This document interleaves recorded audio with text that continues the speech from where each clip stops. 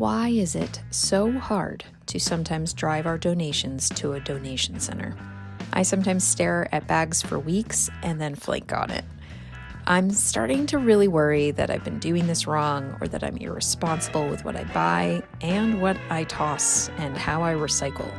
Today we're going to take a deep dive. There's going to be no shame, but we are going to talk about decluttering without burnout and how my 4-bucket method has helped me, but also with a kick of honesty. So let's dig into it and see how we can help each other and know better and do better. Really quickly, I did want to point out that this video does discuss my personal experience with shame and overconsumption and shopping habits. If you are someone who's in a low place and you are focusing right now just to get stuff out of your house, you should absolutely focus on that. This video might not be the best one for you, but you can skip ahead to the chapters in my description if you want to get to the 4-bucket method, because I hope that that really does help you. Remember, we're just striving to make progress here and we're not focusing on perfection. Okay, I hope this helps. Of course, the garbage truck's coming like the second I press record. Okay. The thing that's been on my mind, I started this garage project, and so this stuff's just been sitting in the back of my car, and I was stumped as to why I have this hang up for like actually taking it and just letting the stuff go. I took the time to sort it out, and it comes down to 3 things. Number 1, decluttering. It triggers shame in me. Number 2, it can just feel really heavy, like trying to make those choices. And then 3, I'm worried I'm doing it wrong and I'm throwing out stuff or donating stuff irresponsibly. So those are the 3 things that I have really wanted to dive into and share with you what I learned. So let's take these guys off. This is not for you. No, stop. So what's the hang up? What is it? Like, think of the most embarrassing room of your house. Everyone has one, I promise. I have one. They have multiple. I just feel overwhelmed. So going into my garage for the first time and really taking a look at all of the decisions I have to make, that's what it is. It's all of these like micro decisions that you have to make. And especially if you're in a house where maybe you're the one that has the talent set that can figure out the sorting method for how to handle that space. It's you, my friend, that needs to make those little decisions to help your family along to get to the place where you want to be. So overwhelm and shame. So like when I say shame, you know, there's like, what's the first thing I think of? I think of Game of Thrones. If you know, you know. But it's looking at your shopping habits, right? You're like, why did I buy this? I'm not using it anymore. For me, it's like hobbies that I used to be really into and I'm suddenly not anymore. What you do is, as with any type of life change that you're trying to make, you are like, okay, I'm not gonna like run a marathon tomorrow. I'm gonna train for it. So maybe that means the next time that you're at the store, you're trying to remember what you feel like when you're in these spaces and that you want to avoid this in the future. So really give it some time. Don't click that add to cart, buy now button right away. So we're really taking a closer look at that. So you have to start with those mindsets and make micro decisions that are a little better each day, and it's gonna be better, but you have to enter it with 0 judgment. So be kind to yourself and just give yourself grace. That was an old you. If you're surrounded by a bunch of stuff that is making you crazy, think of it more as a stuff problem and not a you problem. Not to like just shove it off and sweep it under the rug being like, I'm in denial, it's not my fault. It's like, well, yeah, it was kind of your fault. Like, but don't be hard on yourself. You know the person you want to be, so let's get at it and start somewhere. Does that make sense? Right? Okay, so no judgment. We're gonna have 0 judgment to avoid that feeling of shame and overwhelm. We're not losing sight of the mission, right? You're like, okay, we are clearing this space. why are we doing this? We're doing this to feel better about our homes, to have less to manage, and to create peace. Think of, instead of the shame, think of how light you would feel if all of this stuff that you're ready to let go just disappeared. So like, I dream of Jeannie, like just bing, like it's gone. You're gonna feel awesome. So don't lose sight of that. So like, when that overwhelm and you just wanna like tear your hair out, like what will that end feeling be like? And don't lose sight of that. That's like the best. That's like this is what we want. So how do we prevent getting overwhelmed? I have a 4-bucket method. A lot of people use this when decluttering and it works super, super well for me, but you do you find your system. We're gonna have a bucket for keep, a bucket for sell, a bucket for donate, and a bucket for trash recycling. So when I'm going through a space, we're not gonna hang up on this too much because we're all about getting rid of stuff, but like case in point, I'm right here. We have some things on my counter. This, I'm keeping it, but it just doesn't belong here. Dog treats, maybe I should keep it here because my dog is insane in the backyard and I need it immediately near the back door, but we're gonna put it away. Birthday bow, these are all things we're gonna keep, but we're just gonna put it in a bin and we're going to set it aside and go room to room to make sure that it goes back where it belongs. So very simple bucket, keep. All right, that second bucket is awesome because it's selling and it's putting money directly back in your pocket, and it's also giving second life to something that you already owned, and you can feel good, like with confidence that someone else is gonna use it, you know? My favorite thing to do when selling is, unlike like a garage sale or anything like that, if I have a lot of kid consignment stuff that I can get rid of all at once, there is this huge consignment sale in the area that I love doing twice a year. There's a spring sale and there's a fall sale. The way that these are run, it's called Just Between Friends. They are all over the United States, so maybe there's one close to you. It is a lot of work, but at the same time, I do make between 60 to 70% of the prices that I set on my clothing.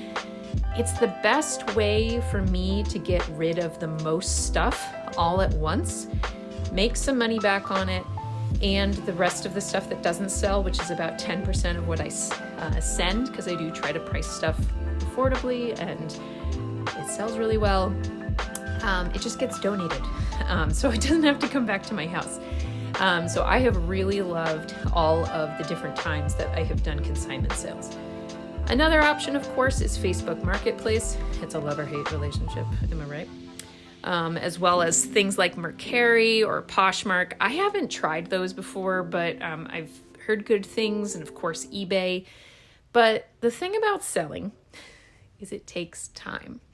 So if you have the time here and there to post things, just be mindful of time is money, right? That's what my husband always says. He sometimes wonders, like, how much did you get paid an hour if you like really stretched out the amount of time this took for you to do this project? And it's usually a lot. So like, it took a lot of time. So I was like, I don't want to think about that. All right. So if you're having fun, if it's something, you know, at night after the kids go to bed that you can just post stuff, then, you know, go for it. For me, I also think of things that have just a really high resale value. So that could be pieces of furniture, a cool trendy lamp, or something that you have. If you bought something new, but you can't return it because you missed the return window, those are some excellent examples. In our house, I also really have great success selling things like Lego that just has like a collector value. So I just kind of weigh the pros and cons of, do I really think I could post this quickly, it could sell, someone's not going to flake on it, and it puts money back in my pocket. So that's always a good thing, right? But it does take time. Okay, that third bucket is donations. And this is where I have done the most soul searching recently, because I really am being honest that I just let these donations sit in my car, and it's because I'm really worried that I'm doing it wrong. So there's a couple different things that I like to do with donations. And the first one that I really go to, that I love the most, is giving stuff for free just to my community. So I belong to a Buy Nothing page on Facebook. They're so great. It's about upcycling in your community, and before people go and shop for things, they might post on this group to say, hey, I'm about to buy cleats for my kid. Does anyone have any? Stuff like that. But also you can openly give stuff. My favorite thing is free tables. So, not like the table themselves, but I set tables at the end of my driveway, like a yard sale, and I just put stuff out and I post pictures on Facebook and I say, come and get it. And that's my favorite way to get rid of stuff. So people come out in droves, and I think they're especially motivated if you put some like higher ticket items on there. They'll come out and they'll check out the table, and I just love that I know it's going directly to people to help. It's not this question mark of if I drop it off at this charity, it may or may not get used. This is directly helping people that are like my neighbors and right in my backyard. So I love making a donation pile for the Buy Nothing websites. For clothing, then I go to some of my other top charities. Do your own soul searching with what charities mean the most to you. Read that fine print if it matches your values. Ones that I've loved in my area, there's one called Wings for Success, and I love that it's specifically for professional clothing for women. I gave a lot of my clothing away when I no longer worked in an office setting. That's a great one. Looking at women's shelters, refugee needs in your area, churches. There's so many different ways that you can give to those organizations that do have a very good local impact. But here's the thing. These are the ones, this is where I start to get really tripped up, because after I go to my Buy Nothing page, I'm like, is this trash? And am I helping someone by dropping this off at, say, Green Drop, which is close to, sorry, my dog's like, what are you doing? You're like, I don't know, he's like moving my bed. The thing is with Green Drop, it's really close to my house, so I could drop stuff off there. I could also drop stuff off at Goodwill, but this is my personal hang-up. I am going to get this statistic wrong, so let me just step into my office, will you? I did some research, and one of the reasons I am worried about clothing that I donate in particular is that according to the U.S. Environmental Protection Agency, the EPA, an estimated only 16% of donated clothes are actually used, and the remaining 84% end up in landfills or incinerators. And that means a large amount of textile waste is generated even when clothes are donated.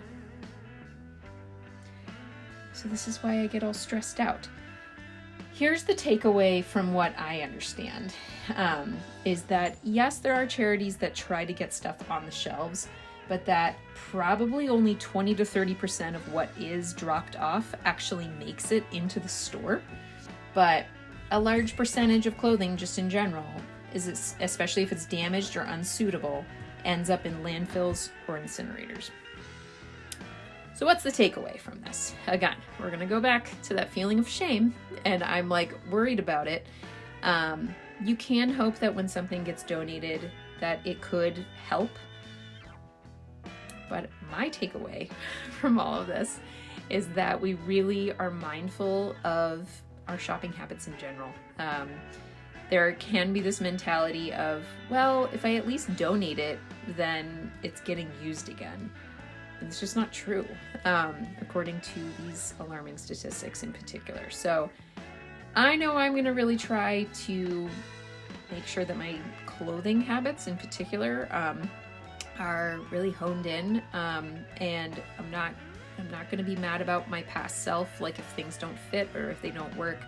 Again, give things as much locally, but really, if it is damaged, if it is stained in any way, it's looking like you should consider going directly to fabric recycling, or just know that it probably is going to end up in a landfill, so you should make that decision before dropping it off at a charity.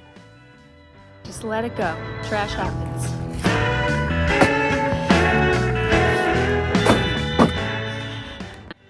That fourth bucket is trash and recycling. Trash and recycling is completely unavoidable. Unfortunately, with the way that things are packaged and sold to us, there's a lot of unnecessary packaging, and so that sucks. But we can try to recycle whenever we can, so that's what we're gonna do. But we're also going to make sure we're not holding on to unnecessary trash. Could I send this to some potluck somewhere? I could. It can also be recycled, so we're gonna do that today. And make sure that you're following those rules, because ultimately, you go through those other bucket methods of trying to sell and trying to donate locally first. See if your neighbors need anything. If they still don't, really take a hard look. You're not doing any donation center a service by sending them trash. If things are broken, if things are too stained, you're just making their job harder. And so that's one of my biggest hangups. But it is really important to realize some of your stuff really does belong in the trash, and it's a waste of resources for other organizations that are trying to do good to spend that time on your trash. So spend some extra moments, really analyze it, look at those lists online for those donation centers to see if it's something they would accept. Bring it to the donation center, and maybe someone right there that's picking up the donation out of your car could also give you some quick feedback.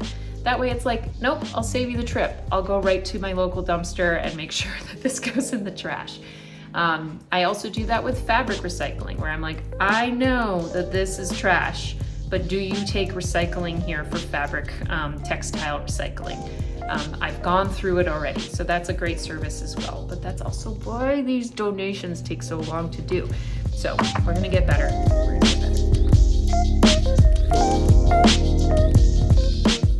Really, what it boils down to is today we're trying to find some easy steps that we can do and kind of methods that can help us, right, Cody? That can help us just get it out of our house, but also be responsible. Really taking a closer look, facing the music a bit and seeing the stuff that is around you. I think the key takeaway from today, and hopefully after this video, you feel that your stuff doesn't define you, that you have a stuff problem when there is too much around you, and it is not a you problem. But certainly some things that you can change to make things easier. So what is the big push here? We are trying to make our lives easier. We are trying to free up space and create some inner peace. And that can be accomplished by getting stuff out of your house. So don't focus on the perfection, focus on the progress of getting stuff out of your house. But if you have the time and the mental space to handle it, I do have some tips to really try to help do this part responsibly as we take stuff out of our house. And hopefully, once we learn these methods, it'll get faster and we don't have to get so hung up all the time. So.